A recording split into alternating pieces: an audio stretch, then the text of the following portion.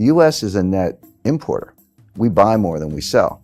So when you have a cheap dollar, okay, a Boeing aircraft or General Electric wind turbine gets a little less expensive, but all the stuff we buy gets more expensive because we're paying for it in cheaper dollars.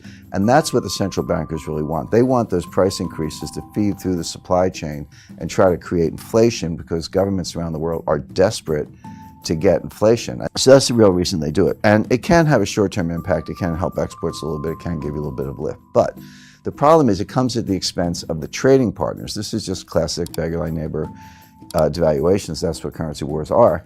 So it can help individual country growth, but it does nothing for world growth. The world is no better off. One country is a little better off, another country is worse off. So the other metaphor I've used is, you've got 4 soldiers and they're fighting and it's a hot day and they get a break and they've got one canteen and they're all really thirsty. What do you do in that situation? You pass the canteen. In other words, everybody would like to drink the whole canteen, but you take a sip, you hand it to your mate, he takes a sip, and so forth.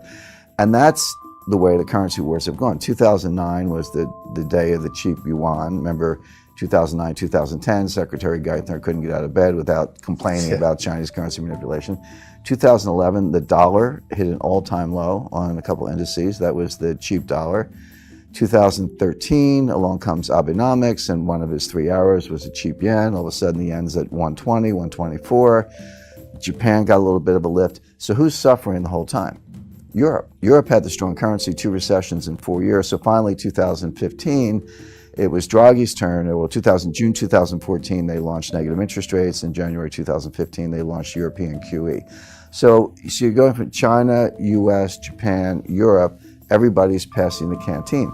But the world is still stuck in basically depressionary growth. It's not, we don't have negative growth, but we have below trend growth. So there's no way out of it. So right now, my forecast, I actually said this a couple of months ago, is that look for a stronger yen, stronger euro, cheaper dollar, cheaper yuan. That has played out with a couple speed bumps. The dollar got a big lift because of Brexit, and the euro went down a little bit also because of Brexit. But the yen went from 124 to 104. It backed up. 103 actually backed up a little bit. But we do have a strong yen.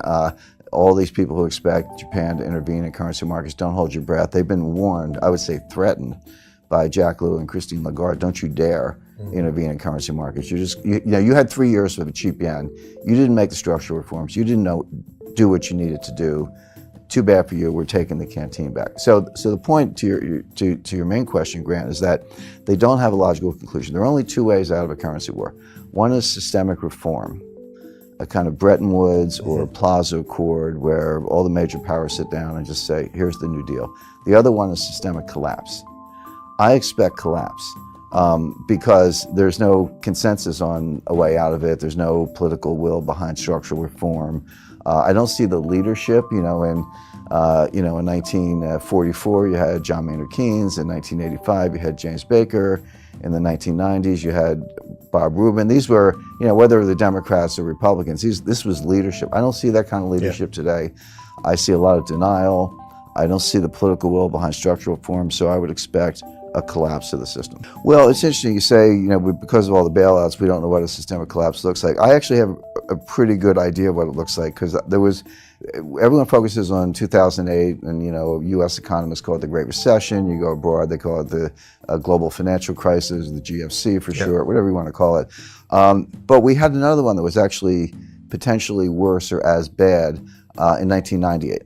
And that was the Asian financial crisis. Started in 97, worked its way around the world, ended up in Russia, and then landed in my lap at Long-Term Capital Management. I was the general counsel of that hedge fund in Greenwich that got bailed out by Wall Street, although I'd like to remind people they didn't bail us out, they bailed themselves out. Because, Wall Street bailed itself out. I always say, hey, we owed, on paper, we owed Wall Street $1 trillion in derivatives trades. If we had failed, meaning filed for bankruptcy, and we had a bankruptcy team ready to file those papers in the Cayman Islands because we were a Cayman fund.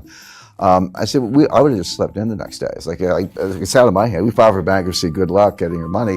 Wall Street bailed themselves out because they didn't want that $1 trillion of derivatives positions dumped on them. Then they would have to turn to the market and dump it.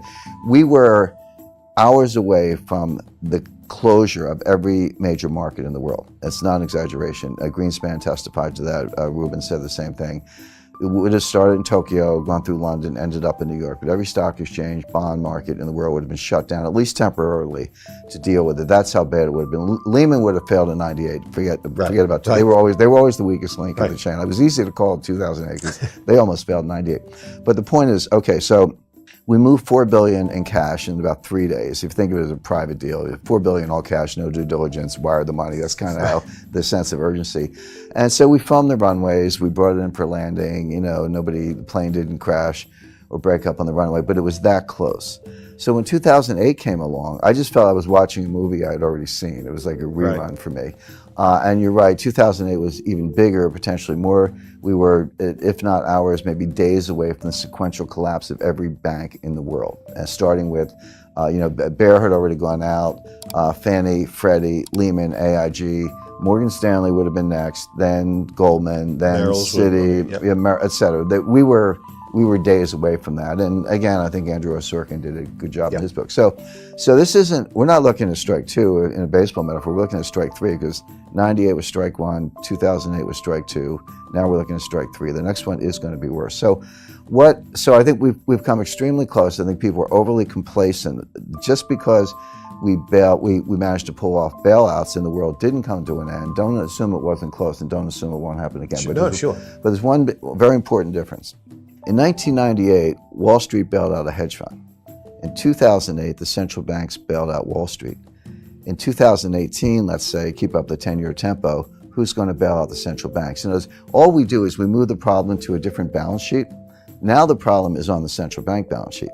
Because the Fed printed $3.4 trillion of new money since 2008. Their balance sheet was $800 billion. Now it's at $4.2 trillion, give or take, so $4 trillion of new money. But it's 9 years on. Yeah. They haven't normalized. If they had somehow got their balance sheet back to $800 billion, I'd say, okay, you guys could do that again. But you're at $4 trillion. What are you going to do when the next crisis hits, which could be soon, by the way? Go to $8 trillion, $12 trillion. Now, some people say, yeah, what's the problem? Just print more money. I have my doubts about that. But so who can bail out central banks? The answer is the IMF, because they have the only clean balance sheet left in the world. The Fed is leveraged about 113 to 1 with a duration mismatch. So they look like a really bad hedge fund. And again, I've spoken to central bankers who say, well, who cares? Central banks don't need capital. A member of the Board of Governors of the Federal Reserve said that to me. She said, central banks don't need capital. I said, well, that's one point of view, but we'll see. Exactly, we'll see. But there's sort of an invisible, hard to define confidence boundary. And when you cross that confidence boundary, and every day citizens just wake up and say, you know what, I'm checking out of this system. You tell me it's all good, I don't believe you anymore. Yeah. And get me some gold because I know that the gold will be around, et cetera.